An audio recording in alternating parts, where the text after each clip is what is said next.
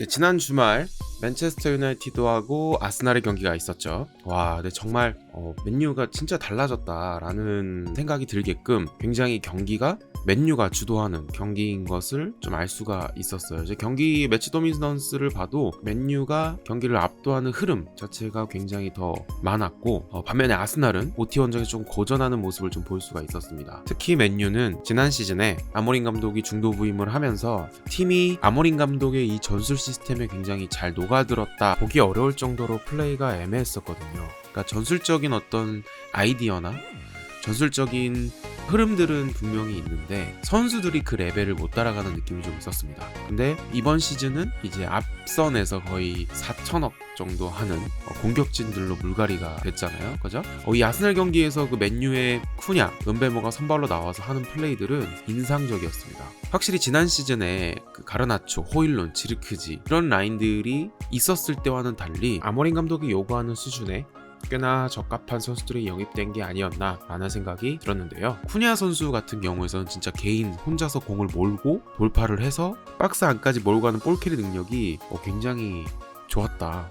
네, 특히나 그 바인드르 선수가 롱볼을 시도한 것을 쿠냐 선수가 원터치로 돌려놓고 바로 상대 선수를 탈압박하면서 아스날 라인으로 저돌적인 드리블을 통해서 찬스를 만들었던 그 장면도 굉장히 인상적이었고, 브라이언 은베모 선수 같은 경우에서도 이 맨유가 한쪽에서 선수들의 이제 과부하를 일으키면 특히 도루구 쪽이나 루쿠쇼 쪽에서 후방 빌드업을 하다가 은베모 선수가 이제 높게 올라온 아스날 선수들의 뒷공간으로 침투하는 움직임을 가져가주면서 그쪽 공간으로 볼을 넘겨주고, 그리고 은베모 선수가 이를 또 터치를 해서 이 공을 받아서 아스날과의 경합에서 승리해서 좋은 찬스를 만들어내는 모습도 종종 볼 수 있었습니다. 근데 또 은베모 선수 같은 경우에서도 되게 체구는 작은데 이 선수가 땅땅한 스타일이잖아요. 그래서 아스날의 압박을 굉장히 잘 버텨내더라고요. 그래서 버텨내면서 동료들과 함께 연계 플레이를 펼치더라고요. 그리고 또 저는 굉장히 좀 기대해볼만 하겠다라고 생각을 했던 포인트가 메이슨 마운트였습니다. 네, 지난 시즌 첼시에서 굉장히 비싼 금액에 넘어와서 부상에 시달려서 이 선수에 대한 기대치는 이제 더 이상 볼 수 없겠구나 라는 굉장히 안타까운 선수였는데요.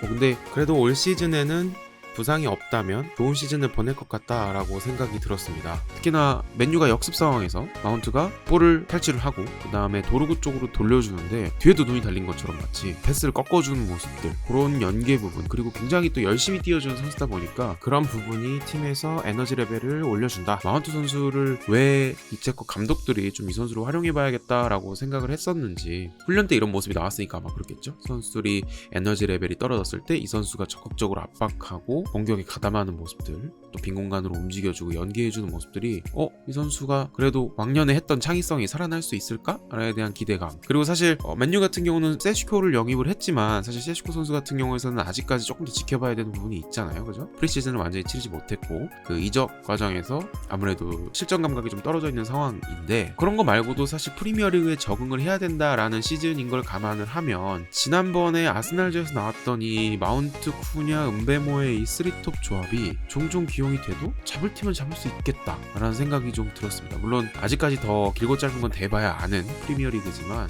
요 세 공격진의 활약이 굉장히 인상적이었습니다. 그리고 역시나 도루구 선수도 프리시즌에 굉장히 폼이 좋았다고 평가를 많이 받았는데 본격적인 시즌에 들어와서도 괜찮은 것 같다. 네, 왼발 크로스도 뭐 적지적소 타이밍이 나쁘지 않게 들어가는 부분도 있고, 또 이 선수가 굉장히 측면 자원으로 활용이 될 수 있을 정도로 저돌적으로 드리블을 해서 나아가는 스타일도 있다 보니까 이번 아스날 경기에서도 왼발 중거리 슈팅이 골대에 맞는 장면도 있었죠. 그래서 굉장히 인상적이다. 그래서 아마 이 왼쪽에는 도루구 선수가 아마 거의 붙박이 주전으로 올 시즌은 활약을 하지 않을까. 디오그레온 선수가 아마 밀어내긴 아직은 쉽지 않을 것 같다라는 생각이 들었습니다. 부페야 뭐 명불허전이죠. 또 히트맵을 보니까 굉장히 미드필더부터 공격 수비 라인까지 전역을 뛰어다니면서 영향력을 주는 선수이기 때문에 또 이 좌우 전환할 때 패스 퀄리티도 나쁘지 않았던 것 같아요. 아무래도 맨유가 아모린 감독 밑에서 이제 한쪽 사이드 지역으로 이제 선수들을 이제 끌어들이잖아요. 상대 선수들이 압박을 해갖고 끌어들이는데, 그러고 나서의 전환 패스를 해줄 선수가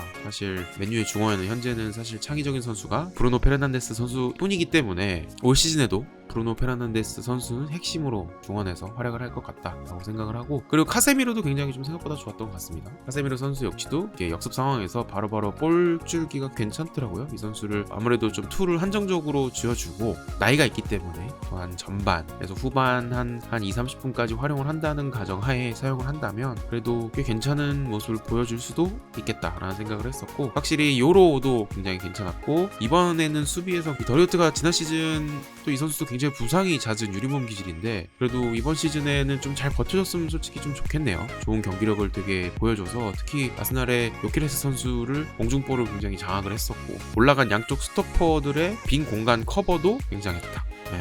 그 수비 블럭도 꽤 여러 차례 한 모습을 봤었고, 사실 운이 안 좋게 맨유가 조금 운이 안 좋게 그래도 아스날의 세트피스 전략에 당하긴 했지만, 많은 사람들이 평가하듯이 아스날이 이겼지만 왠지 맨유가 이긴 듯한, 졌지만 잘 싸웠다. 반면에 아스날은 역시나 아르테타 감독 밑에서 지난 시즌과 마찬가지로 비슷하게 전술적인 또 조직력을 바탕으로 수행을 했는데, 문제는 조금 요케레스 쪽인 것 같아요. 아무래도 지난 경기 사카 선수도 이 도르구 루크쇼에게 굉장히 좀 지워져서 잘 안 보이는 상황, 마르티넬리 선수도 조금 본인이 폼이 안 좋은 걸 좀 인식을 해서인지는 모르겠지만 굉장히 안 좋은 그런 시스킥이라든지 수비 가담이라든지 그런 적극성 부분에서 좀 떨어지는 모습이 보였다. 그래서 후반에 아무래도 좀 교체가 단행이 되었던 부분, 라이스 선수 같은 경우에서도 조금 후반에 조금 부상으로 교체가 되는데 아직까지 프리시즌 이후로 살짝 폼이 안 올라온 것 같아요, 라이스 선수는. 그래서 이 선수는 뭐 걱정할 거 없을 것 같고, 말씀드렸던 것처럼 이제 요케레스 선수가 조금 문제다. 왜냐면 이 선수가 이제 프리미어리그에 데뷔를 이제 했고, 또 아르테타 전술에서는 사실 만들어가는 플레이 위주잖아요.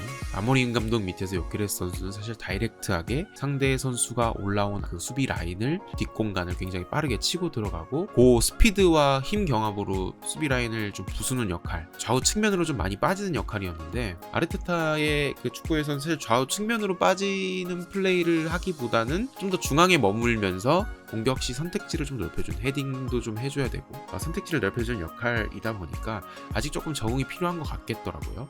그 헤더도 뭐 프리시즌에 헤더를 좀 넣기는 했지만 이 선수가 굉장히 헤더에 강점이 있는가? 사실 이 선수의 지난 경기들을 저도 봤는데 그렇게 강점이 있어 보이지는 않았습니다. 이런 부분들도 조금 이제 개선이 좀 필요할 것 같고, 두 가지 포인트일 것 같아요. 요케레스가 아르테타 전술에 좀 적응해서 본인의 플레이 스타일을 바꾸든, 아니면 아르테타가 요케레스를 활용할 수 있는 전술을 구상을 하든. 사실 그 아르테타가 구상하는 게 후자가 조금 더 현실적이라고는 보입니다. 요케레스 선수가 사실 마냥 20대 초반 선수가 아니기 때문에 플레이 스타일을 바꾸기란 20대 중반의 선수가 조금 힘들 수는 있다고 보이기 때문에 가장 빠른 부분은 아무래도 이 요케레스 선수의 장점을 살려줄 수 있는 어떤 전술을 아르테타 감독이 조금 연구를 해야 하지 않을까. 그것에 따라서 이번 시즌에 아무래도 아스날이 3년 연속 2위를 한 걸로 알고 있는데 1위가 될 수 있는 어떤 그런 포인트가 요케레스 선수가 얼만큼 지난 시즌의 그 득점 부재를 채워줄 수 있는가에 대해서 조금 키를 쥐고 있기 때문에 조금 주요하게 이 선수의 활약이 좀 중요할 것 같습니다.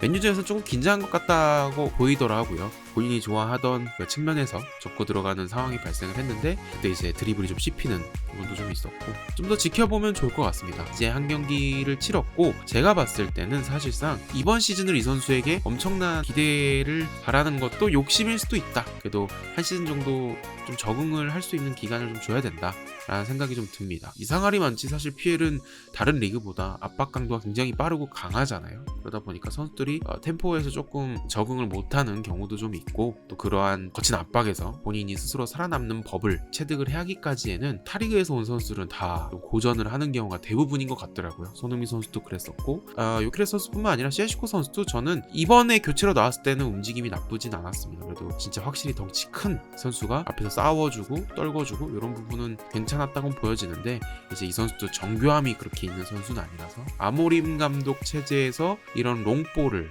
조금 이 선수가 어떻게 잘 다루고 상대 선수의 빈 공간을 오프더블 움직임으로 어떻게 잘 가져가는가에 대해서가 좀 주요 논점일 것 같습니다. 사실 시에스코 선수 오프더블은 나쁘지 않기 때문에 그래도 조금은 이번 시즌 조금은 더 나은 맨유의 득점력을 좀 챙겨줄 수 있는 선수로 저는 기대는 하고 있고요. 새벽 시간, 그러니까 한국 시간으로 새벽 00시 30분 진행을 했던 경기인데, 저도 다음날 출근을 해야 하지만 어떻게 보면 이 출근에 대한 고민은 잠시 내려두고 시간이 어떻게 가는지 모를 정도로 정말 빠르게 흘러가는 재미난 경기를 보고 아주 행복하게 출근을 했습니다.